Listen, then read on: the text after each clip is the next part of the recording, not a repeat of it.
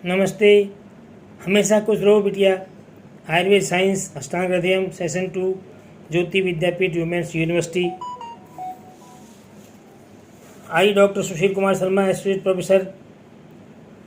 Topic name दोष विज्ञानी अध्याय 1 एकादश अध्याय।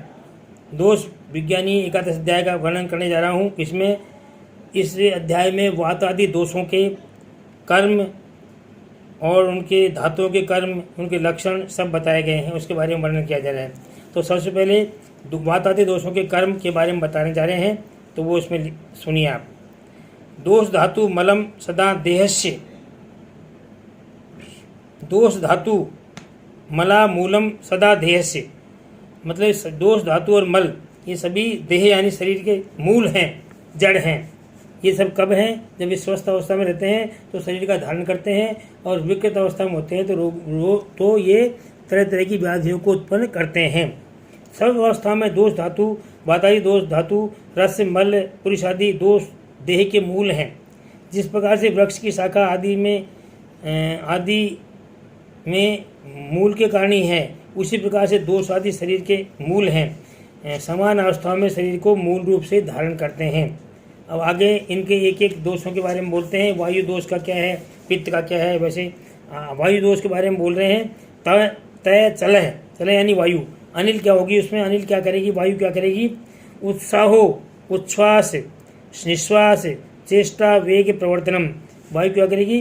जो वायु है चल अविकृत अवस्था में शरीर को प्राकृत अवस्था में शरीर को उत्साहित करती है।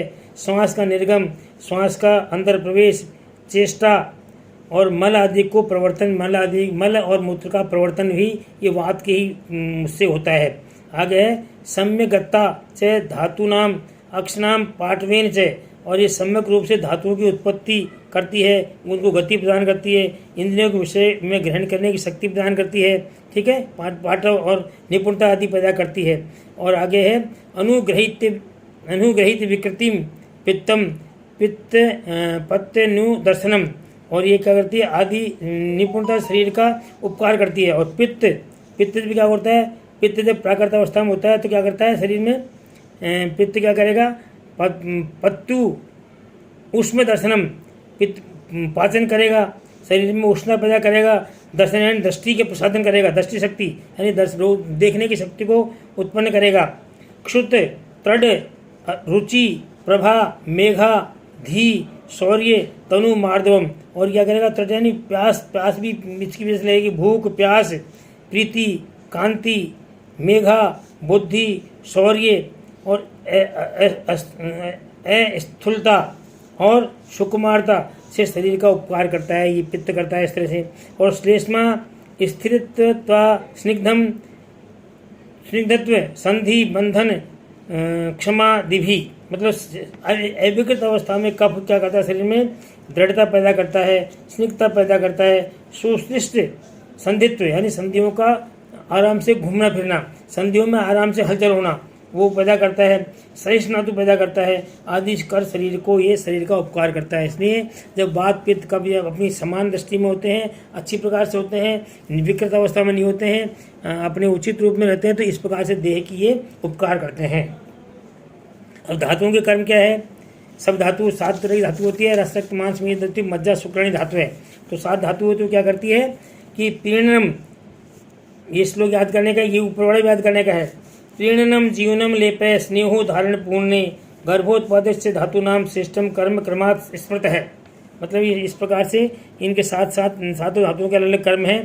प्रीणनम, तो प्रीणन किसका काम है? रस का काम प्रीणन है, यानी शरीर को आप्यायन करता है, शरीर को प्रसन्न रखता है।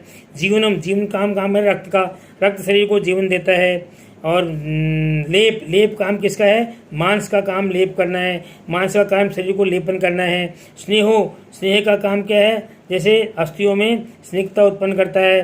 ठीक है। धारण पूर्ण, अस्थि का कारण धारण और पूर्ण करने का धारण का है, और पूर्ण करने का मज्जा का है। और शुक्र का काम है गर्भोत्पादन से कर्मणि, गर्भ उत्पादन का काम शुक्र का है। और इस प्रकार से धातुओं की ये श्रेष्ठ कर्म बताए गए हैं। तो पुनः सुन लो उसको। प्रीणम आप्यायन, ये रस का काम है, रक्त का जीवन है। ओज वृद्धि करता है, मांस का काम लेपन है, और स्नेह मेद का काम स्नेहन है, अस्थि का काम धारण करना है, मज्जा का काम अस्थियों को पूर्ण करना है, और सूर का काम गर्भ का उत्पादन करना है। ये सब उनके कर्म है। आगे है मलों के कर्म। मलों के कर्म क्या है? अवस्थंभ पुरुषस्य मूत्र से क्लेद वहानम स्वेदस्य क्लेद विधति। पुरुष का कर्म क्या है? अवस्थंबन धारण करना, यानी शरीर को धारण करना पुरुष का कर्म है। मूत्र का कर्म है क्लेद को बाहर निकालना, जितनी भी शरीर में क्लीनता होती है उसको बाहर निकालना, और स्वेद का काम है क्लेद को धारण करना। इस प्रकार से धारण करके ये शरीर इनके श्रेष्ठ कर्म है। वायु का कर्म क्या है? वृद्ध वायु का कर्म। अब जैसे पहले इन्होंने अपने इनके वायु के कर्म बताए थे, तो वो बताए थे वायु के कर्म ओनली, मतलब जब वायु अच्छी गति में रहे तब। अब वृद्ध वायु के कर्म क्या है? मतलब बड़ी वायु अगर बढ़ जाती है शरीर में तो क्या करेगी, उसके बारे में बताएं कि वृद्धस्तु कुरुते नलम, जब वात व्याधि वात दो शरीर में बढ़ जाएगा तो क्या करेगा, उसके बारे में बताया। कार्ष्णे उष्णम कामत्वम कंपन आनाह सकृद गदग्रहान बल निद्रे इंद्रिय भ्रंश प्रलाप भ्रम दीनता। इस तरह की बीमारियां पैदा करती है कि बढ़ी वायु कृष्णता उत्पन्न करेगी, कालापन शरीर में कर देगी, शरीर को काला कर देगी, उष्णता की चाह यानी गर्म पदार्थों की इच्छा पैदा करेगी, कंपन है, आना है, मलावरोध है, बल भ्रंश है, निद्रानाश है, इंद्रियों के विषय को न ग्रहण करना, प्रलाप चक्कर आना और दीनता उत्पन्न करती है। इसी प्रकार से अगर पित्त दोष बढ़ जाएगा तो क्या करेगा? वृद्ध पित्त के कर्म में क्या है? पित्त विनमूत्र नेत्र त्वके क्षुत दाह अल्प निद्रता पित्तम। अगर पित्त बढ़ जाएगा शरीर में तो क्या करेगा? ये बढ़ा हुआ पित्त मल मूत्र और नेत्र और त्वचा में पीलापन करेगा। पीत विन मूत्र नेत्र त्वक, यानी पीत यानी पीला कर देगा। विन को मूत्र को मल को मूत्र को नेत्र को त्वचा को, इनको सबको पीला कर देगा। क्षुत तृण दाह अल्प निद्रतम, और क्या करेगा? प्यास जो लगेगी ना शरीर में भूख प्यास दाह तथा नींद को कम करता है। मतलब भूख कम लगेगी, प्यास कम लगेगी, दाह नींद, ये सब स्थिति इनकी कम हो जाएगी, कम करता है। वृद्ध कफ की कर्म। वृद्ध कर्म का कर्म क्या होगा? जब कफ अपने मात्रा से बढ़ जाएगा तो क्या काम करेगा? बढ़ावा कफ की श्लेष्मा अग्नि साधनम प्रसेक कालस्य गौरवम श्वेत्य सत्यम स्वस्था अंगत्वम श्वास काश अति निद्रता।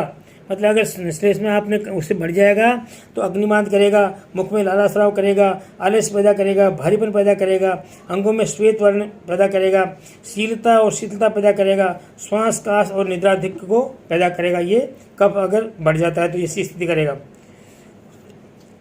इसी प्रकार से वृद्ध रस के कर्म, यानी रस मांस मेद ये धातुएं हैं। अगर रस धातु बढ़ जाएगी तो क्या करेगी? रस धातु अगर सही है तो क्या करेगी? शरीर में प्रीण करेगी, प्रीणन यानी प्रसन्न रखेगी उसको। और रस धातु बढ़ जाएगी तो क्या करेगी? रसे एपी श्लेष्मवत, अगर रस बढ़ जाएगा तो क्या करेगा? बढ़ा हुए रस की स्थिति कफ की भांति कर्म है। मतलब जैसे कफ की वृद्धि के जो लक्षण है वही रस की वृद्धि के लक्षण प्रतीत होंगे। अब वृद्ध रक्त में क्या कर्म है कि रक्तम विसर्प प्लीहा विद्रधीन रक्त, जब रक्त के बढ़े हुए रक्त जब अपने कर्म से उससे बढ़ जाएगा तो क्या करेगा? विसर्प पैदा करेगा, प्लीहा रोग पैदा कर देगा, विद्रधि पैदा करेगा, कुष्ठ रोग को पैदा कर देगा, ठीक, वात रक्त को पैदा कर देगा, पित्तास्त्र गुल्म उपकुश उपकुश को पैदा कर देगा, कामला रोग को पैदा कर देगा, उपकुश दंत रोग होता है उसको पैदा करेगा, कामला है उसको पैदा करेगा, व्यंग को पैदा करेगा, अग्नि का नाश कर देगा, सम्मोहन यानी एक तरह से घायल कर देगा व्यक्ति को, उसके मोह हो जाएगा, मतलब संन्यास की स्थिति में हो जाएगा। रक्त त्वक नेत्र मूत्रता, और रक्त की त्वक और नेत्र इनको क्या करेगा कि इनका जो लालिमा उत्पन्न कर देगा, इस समय इनमें लालिमा उत्पन्न कर देगा। ये बढ़े हुए रक्त गुण है। वृद्ध मांस के क्या कर्म होंगे? मांस जब अपने उससे बढ़ जाएगा तो क्या करेगा? मांसम गंडार्बुदम ग्रंथि गंडयो ऊर्ध्ववध्यता कंठादि वृद्धि मांसम च, मतलब बढ़ जाएगा मांस तो क्या करेगा कि बढ़ा हुआ मांस गंडमाला अर्बुद ग्रंथि गांठें गले में उदर वृद्धि कंठ तालु जिव्या आदि के में अधिमांस यानी मांस के ऊपर मांस को पैदा कर देगा। उसी प्रकार से मान लो अगर मेद बढ़ जाएगा अपने कर्म से अधिक तो क्या करेगा, तद्वन मेदम तथा श्रमम, मतलब अल्पे अल्पे अल्पी चेष्टितम श्वासम स्पिक स्थित नोद उदम्बरम, मतलब बढ़ा हुआ मेद मांस की भांति गलगंड को आदि विकारों को उत्पन्न करता है और थोड़े से परिश्रम के बाद थकान पैदा कर देगा, श्वास होगा, नितंब और स्तन और उदर लटकने लगते हैं, ये स्थिति पैदा कर देती है। वृद्ध अस्थि के कर्म क्या करेगा, अस्थ्य दस्थि दंताश्च, मतलब बढ़ी हुई अस्थि अधिक अस्थि में अस्थि पैदा कर देगी, अधिक दांत यानी कई दांत उत्पन्न कर देगी और अर्बुद के रूप में बढ़ जाएगी। ये अस्थि बढ़ने के। वृद्ध मज्जा, यदि मज्जा अगर बढ़ जाएगी तो क्या करेगी, मज्जा नेत्र अंग गौरवम पर्वसु स्थूल मूलानी कुरियात कृत्स अरुणसी च, मदी ही मज्जा क्या करेगी, नेत्र और दूसरे रंगों को भारीपन पैदा करेगी तथा पर्व संधियों के मूल रूप में स्थूल तथा कष्ट साध्य संधियों को उत्पन्न करती है। वृद्ध वीर्य का कर्म क्या है, अति स्त्री कामता वृद्धम शुक्रम शुक्रास्मरियपि, मतलब बढ़ा हुआ शुक्र यदि अतिशय स्त्रियों के संभोग की इच्छा पैदा करेगा और शुक्र स्मृति को उत्पन्न करता है। वृद्ध पुरुष के कर्म क्या है, पुरुष अगर मल अगर अत्यधिक मात्रा में बढ़ जाए तो क्या करेगा कि कुक्षा आत्मानम वाटोपम गौरवम वेदना सकृतम, मतलब बढ़ा हुआ जो मल है उधर में आत्मान गुड़ाट भारीपन और पीड़ा उत्पन्न करेगा। वैसे ही मूत्र अगर बढ़ जाएगा तो क्या करेगा, मूत्रम तु बस्ती निस्तोदम कृत्य अल्पम कृत्य संगतम, यानी बस्ती प्रदेश में व्यथा पैदा करेगा बढ़ा हुआ मूत्र, और मूत्र त्याग करने के बाद भी मूत्र त्याग नहीं किया गया है ऐसा अनुभव प्रतीत कराएगा बढ़ा हुआ मूत्र। ऐसे ही स्वेद अगर बढ़ जाएगा तो क्या करेगा, स्वेद के कर्म कि स्वेदो अति स्वेदम दुर्गंधम कंडू, मतलब अगर मान लो स्वेद बढ़ा हुआ है तो अति स्वेद ज़्यादा पसीना आएगा, दुर्गंधता उत्पन्न होगी और कंडू यानी ये खुशबू को पैदा करेगा। वृद्ध नेत्रादि के मल के कर्म क्या हैं कि एवं च लक्ष्यते दूषिका दीनपि गलान बाहुल्य गुरुदादपि, मतलब इस प्रकार से दूषिका नेत्रों का मल आदि मल बढ़ जाएंगे तो बहुलता के साथ स्थान में भारीपन पैदा करेंगे और बढ़ा हुआ जान के लक्षण उत्पन्न करेंगे। ऐसे ही क्षीण वदादि के लक्षण क्या है, क्षीण अगर इस प्रकार से तो पहले सामान्य के बताए फिर बढ़े हुए बताए, अब क्षीण अगर यही दोष अगर क्षीण होते हैं मतलब दोष क्षीण हुए क्या करेंगे, रसादि धातुएं क्षीण हुई क्या करेगी उसके बारे में बता दें कि बहुत अधिक क्षीण हुई क्या करेंगे, लिंगम क्षीणे अनिले अंगस्य साधो अल्प भाषिते हितम संज्ञा मोह तथा श्लेष में वृद्ध युक्ता संभव, मतलब वायु के क्षीण होने पर अंगों में शिथिलता, थोड़ा बोलना, थोड़ी चेष्टा करना, बुद्धि का व्यामोह तथा कफ की वृद्धि और वर्णित रोगों यानी जो रोग कहे गए हैं उनकी उत्पत्ति हो जाती है। ऐसे पित्तो मंदो अनलम शीतम प्रभाहानि, अगर पित्त कम होगा तो क्या होगा, मंदो अनलम, अन्न यानी अग्नि की मंदता हो जाएगी, शरीर में शिथिलता हो जाएगी, प्रभा यानी सुंदरता और कांति इसकी हानि हो जाएगी, नाश हो जाएगा। कफ के अगर क्षीण होगा क्या होगा, कफे भ्रमो श्लेष्मा शयानाम शून्यतम हृदय द्रवम स्थल संधिता, मतलब अगर श्लेष्मा कम हो जाएगा तो चक्कर आना, छाती, सिर दर्द, सिर और कपाशयों में शून्यता यानी खालीपन हो जाता है, हृदय में जल्दी धड़कना होता है, हृदय का जल्दी धड़कना हो जाएगा और संधियों में शिथिलता उत्पन्न होती है। ऐसे ही रस की क्षीणता में क्या होगा, रसे रोक्षम श्रमय शोषो ग्लानि शब्दा सहिष्णुता, अगर रस में क्षीण होगा तो शरीर में रूक्षता, थकान, शोष, ग्लानि और शब्द की असहिष्णुता यानी शब्द सुनने में हानि, बहुत बुरा लगने लग जाएगा, ऐसी स्थिति हो जाएगी। ऐसे ही रक्त के क्षीण हो जाने पर रक्ते अम्ल शिशिरम प्रीति शिरोश्रपी ये रुक्षता, मतलब अगर रक्त क्षीण हो जाएगा तो क्या होगा, अम्ल रस तथा शिशिर ठंडी वस्तुओं की रुचि हो जाएगी और शिराओं में शिथिलता और रुक्षता उत्पन्न हो जाएगी। ऐसे ही अगर मांस क्षीण हो जाएगा तो मांस से अक्षय ग्लानि गंड स्पिक शुष्कता संधि वेदना, अगर मांस क्षीण हो जाएगा तो इंद्रियों में दुर्बलता, गंड और नितंब में शुष्कता तथा संधियों में वेदना उत्पन्न हो जाएगी, ये मांस के क्षीण के लक्षण हैं। ऐसे ही मेद अगर क्षीण हो जाएगा तो क्या होगा, मेदसी स्वप्नम कट्या प्लिहो वृद्धि सांकृतम, मेद अगर क्षीण है तो कटी में स्पर्श ज्ञान का नाश, प्लिया की वृद्धि और अंगों में कृष्णता होती है। ऐसे ही अस्थि अगर मान लो है तो अस्थि तोदम सदनम दंत लेशन खादिशु, मतलब अस्थि क्षीण होने पर अस्थियों में वेदना और दंत नख और आदि का गिरना ऐसा हो जाता रहता है।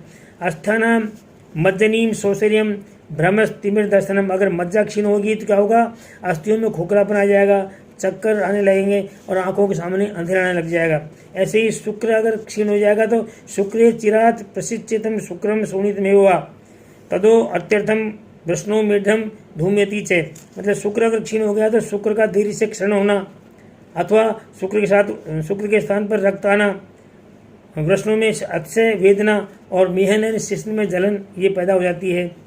मल की क्षीणता में क्या होगा कि पूरी से वायु रत्राणी स शब्दों वेस्ट मलिन है, यानी कुक्षो भ्रमति यादपूर्व हृत पार्श्वे पीड़नम भ्रसम। यानी मल की क्षीण होने पर वायु शब्द के साथ हाथों से ऐंठती हुई उधर से उधर में घूमती है तथा हृदय और पार्श्व को अति से दबाती हुई ऊपर की ओर जाती है। ऐसे अगर मूत्र क्षीण हो गया तो मूत्रे अल्पम मूत्रयति कृत्य वीणम श्रावण में से, यानी मूत्र अगर क्षीण हो गया तो मूत्र थोड़ा हो और कठिनताई से आने लगता है, मूत्र का रंग बदल जाता है अथवा मूत्र में रक्त मिलावा आता है। ऐसे स्वेद में क्या होगा, स्वेदे रोमच्युति स्तब्धम रोमता स्पनम त्वचम, यानी पसीना कम होने से रोम का गिरना, रोम का कड़ापन एवं त्वचा का फटना ये लक्षण उत्पन्न हो जाएंगी। ऐसे घ्राणादि मल की क्षीणता में क्या होगा, मलाना मति सूक्ष्मता, मलों में सूक्ष्मता आ जाएगी, दुर्लक्षम लक्षिते क्षम स्व मलायनम संशोषतोदम शून्यम तला भय, यानी नेत्र मल आदि जो अतिशय सूक्ष्म होने से कठिनाई से देखे जाने वाले योग्य हैं, उनके क्षय होने पर उनके मलायनों में सूक्ष्मता होने से तथा उनके चुभन सा दर्द होता है, शून्यता और लघुता को देखकर उनका क्षय होने लग जाता है। इस प्रकार के लक्षण उत्पन्न हो जाते हैं। This session provide by digital vision 2 Jyoti Vidyapeeth women's university. I hope you are satisfied with my digital session. If you have any query, please mention in comment box. I will resolve it. Okay, thanks.